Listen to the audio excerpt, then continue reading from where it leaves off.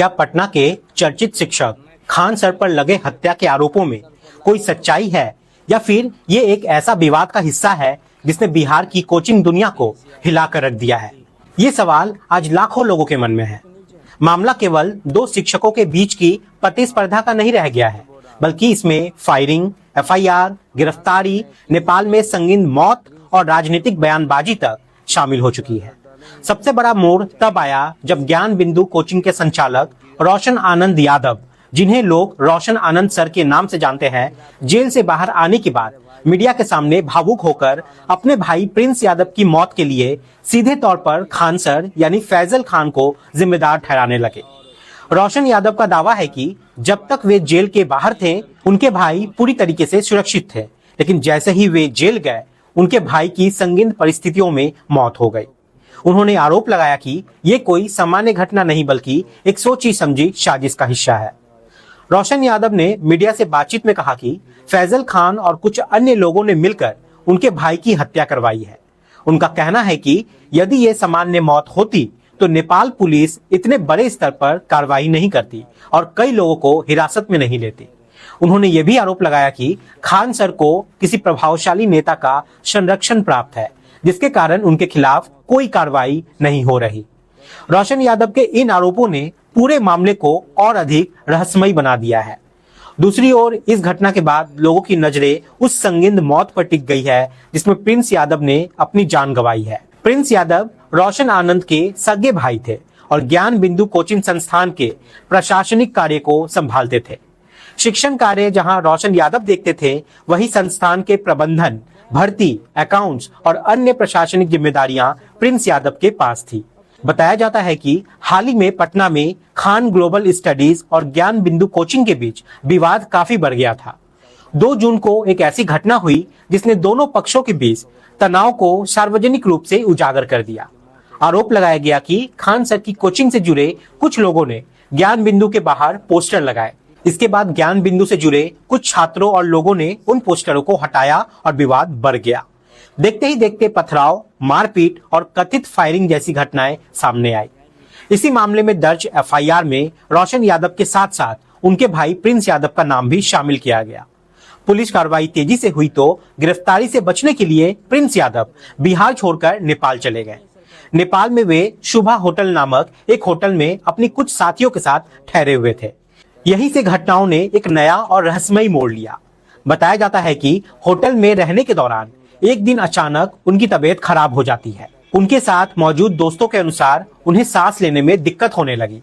पहले तो उन्हें संभालने की कोशिश की गई और कुछ समय के लिए उनकी हालत सामान्य भी हुई, लेकिन बाद में उनकी तबीयत फिर से बिगड़ गई। इसके बाद उन्हें तुरंत अस्पताल ले जाया गया। जब प्रिंस यादव को अस्पताल पहुंचाया गया तो डॉक्टरों ने उन्हें मृत घोषित कर दिया। यही वो क्षण था जिसने पूरे मामले को रहस्य और संदेह से भर दिया। उनकी मौत के बाद सामने आई तस्वीरों में उनकी आंखों के पास चोट जैसा निशान दिखाई देने की बात कही गई। इसके अलावा कुछ रिपोर्टों में यह भी दावा किया गया कि उनके शरीर में विषैले तत्व पाए गए थे। हालांकि यह स्पष्ट नहीं था कि यह किसी जहरीले पदार्थ का असर था या किसी दवा की अधिक मात्रा का परिणाम। इन तथ्यों ने लोगों के मन में अनेक सवाल खड़े कर दिए हैं। यदि ये सामान्य मौत थी तो फिर शरीर पर चोट के निशान क्यों थे? यदि ये बीमारी के कारण हुई मौत थी तो नेपाल पुलिस ने उनके साथ मौजूद लोगों को हिरासत में क्यों ले लिया? नेपाल पुलिस ने घटना के बाद होटल में मौजूद कई लोगों से पूछताछ के लिए हिरासत में लिया था। यही कारण है कि इस मामले को लेकर संदेह और भी ज्यादा गहरा गया है। सामान्य परिस्थितियों में यदि किसी व्यक्ति की प्राकृतिक मृत्यु होती है तो उसके साथ मौजूद लोगों से पूछताछ तो की जा सकती ही है, लेकिन हिरासत में लेने जैसी कार्रवाई तभी होती है जब पुलिस को किसी तरीके की गड़बड़ी या साजिश का संदेह हो। इसी वजह से रोशन यादव और उनके समर्थक ये सवाल उठा रहे हैं कि आखिर नेपाल पुलिस को ऐसा क्या मिला जिसके आधार पर उसने ये कदम उठाया है। अपने भाई की मौत की खबर मिलने के बाद रोशन यादव बेहद भावुक दिखाई दिए। उन्होंने छात्रों और समर्थकों से सहयोग की अपील करते हुए कहा कि उन्होंने अपने जीवन की सबसे बहुमूल्य चीज को खो दिया है। उनका कहना था कि उनके आंसू तक यहाँ पे सूख चुके हैं और वे अपने भाई को न्याय दिलाने के लिए अंतिम सांस तक संघर्ष करेंगे। रोशन यादव ने यह भी आरोप लगाया कि उन्हें साजिश के तहत जेल भेजा गया था ताकि उनके भाई को निशाना बनाया जा सके। उनका दावा है कि करोड़ों रुपए खर्च कर उन्हें कानूनी और राजनीतिक रूप से फंसाया गया है। दूसरी ओर खान सर ने भी इस पूरे मामले पर अपनी प्रतिक्रिया दी है। उन्होंने अपने YouTube चैनल पर एक वीडियो जारी कर प्रिंस यादव को श्रद्धांजलि दी और कहा कि वे उन्हें व्यक्तिगत रूप से जानते थे। खान सर ने स्पष्ट रूप से कहा कि किसी की हत्या करवाने जैसी बातों में उनका कोई हाथ नहीं है। उन्होंने ये भी कहा कि ये 2 शिक्षकों और 2 कोचिंग संस्थानों के बीच का विवाद है, लेकिन संभव है कि किसी तीसरे व्यक्ति ने इस विवाद का फायदा उठाकर स्थिति को और खराब कर दिया है। खान सर के अनुसार किसी को भी बिना जांच पूरी हुए दोषी ठहराना उचित नहीं होता है। इस पूरे विवाद के बीच अदालत की टिप्पणियां भी काफी महत्वपूर्ण रही है। सुनवाई के दौरान न्यायालय ने स्पष्ट रूप से कहा कि यह मामला 2 शिक्षकों और 2 कोचिंग संस्थानों के बीच की प्रतिस्पर्धा से जुड़ा हुआ दिखाई देता है। अदालत ने दोनों पक्षों को सलाह दी है कि वे स्वस्थ प्रतिस्पर्धा की भावना अपनाएं और ऐसी गतिविधियों से बचें जिनसे छात्रों का भविष्य प्रभावित हो। वास्तव में ये इस पूरे मामले का सबसे चिंताजनक पहलू भी है। जिस स्थान पर छात्रों को शिक्षा, मार्गदर्शन और प्रेरणा मिलनी चाहिए, वहां आज विवाद, आरोप प्रत्यारोप, पथराव और हिंसा की खबरें चर्चा का विषय बन रही है।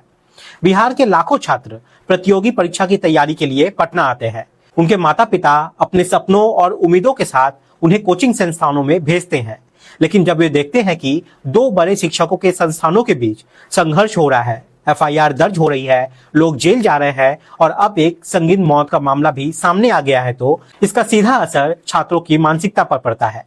छात्रों के बीच ये बहस शुरू हो जाती है कि कौन सही है और कौन गलत, जबकि उनका मुख्य उद्देश्य पढ़ाई और अपने भविष्य का निर्माण होना चाहिए। इस मामले के राजनीतिक पहलू ने भी इसे और अधिक चर्चित बना दिया है। कई राजनीतिक नेताओं ने खुलकर बयान दिए हैं। कुछ नेताओं ने खान सर पर गंभीर आरोप लगाए हैं और उनकी गिरफ्तारी की मांग भी की है, जबकि कुछ लोगों का कहना है कि जांच पूरी होने से पहले किसी निष्कर्ष पर पहुंचना उचित नहीं होता है। राजनीतिक बयानबाजी के कारण मामला और अधिक संवेदनशील बन गया है। यही वजह है कि अब लोगों की निगाहें जांच एजेंसियां और पुलिस की कार्रवाई पर टिकी हुई है। एक और महत्वपूर्ण तथ्य यह है कि बिहार पुलिस कांस्टेबल भर्ती को लेकर दोनों कोचिंग संस्थानों द्वारा किए गए दावों को लेकर भी काफी चर्चा रही। दोनों पक्षों ने अपने अपने छात्रों की सफलता को लेकर बड़े बड़े आंकड़े प्रस्तुत किए। इसी प्रतिस्पर्धा को कई लोग विवादों की जड़ मान रहे हैं। फिलहाल सबसे बड़ा सवाल यही है कि प्रिंस यादव की मौत का वास्तविक वजह क्या थी। क्या ये वास्तव में एक सामान्य चिकित्सीय घटना थी या फिर इसके पीछे कोई गहरी साजिश छिपी हुई है? क्या रोशन यादव द्वारा लगाए गए आरोपों में कोई सच्चाई है या फिर ये केवल दुख और भावनाओं में दिया गया एक बयान है? इन सभी सवालों का जवाब केवल निष्पक्ष जांच से ही मिल सकते हैं।